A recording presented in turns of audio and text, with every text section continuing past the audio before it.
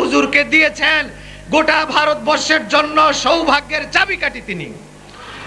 খাজা আজমিরি যেটা বললেন আমার ভাইজান, খাজা আজমিরির মুজিজা ঠিক একই উপায়ে আল্লাহর হাবিবের কলিজার টুকরা যারা হবেন, হাবিবের আশিক যারা হবেন, আল্লাহর ওলি যারা হবেন, নবীজির সমস্ত মুজিজা কারামতে রূপান্তরিত করে আল্লাহওয়ালাদেরকে দিয়ে দিয়েছেন। খাজা আজমিরের কথা বললেন, গাভী পূজা করে, তো উনি বলে, রে বেটা এটা পূজা করো না, দুধ দোয়াও। বলে না, এটা দুধ দোয়াই না, এটা করি আমি।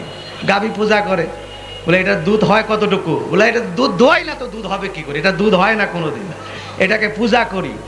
তা খাজা সাহেব বললেন, আমার কাছে দিলে আমি একটু দুধ বের করে খাইতাম।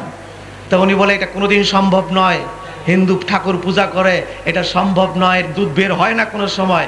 বলে যদি সম্ভব হয় আমাকে দাও না। তো গাই দিয়ে দিলেন গাভী। খাজা সাহেব ও পিঠের উপর দিয়ে হাত বুলাই দিলেন। যেই হাত মাথার থেকে পিছন দিকে নিয়ে আসছে, এবার তোমাদের হাঁড়ি পাতিল কি আছে আনো, তাড়াতাড়ি আনো আনো।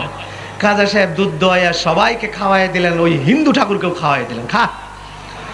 তুই যারে পূজা করস তোর দুধ দেয় না, কিন্তু আমার কথাই তো দিল, খা।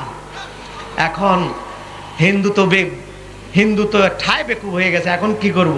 বলো হুজুর এবার গাভী পূজা করব না, ওটা বাদ দিয়ে হুজুর আপনাকে পূজা করি, এবার ওটা বাদ দিয়ে আপনারে পূজা করি।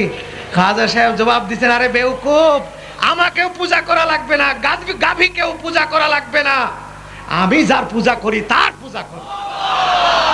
সঙ্গে সঙ্গে মুসলমান হয়ে গেলেন, হাতে হাত দিয়ে মুসলমান হয়ে গেলেন।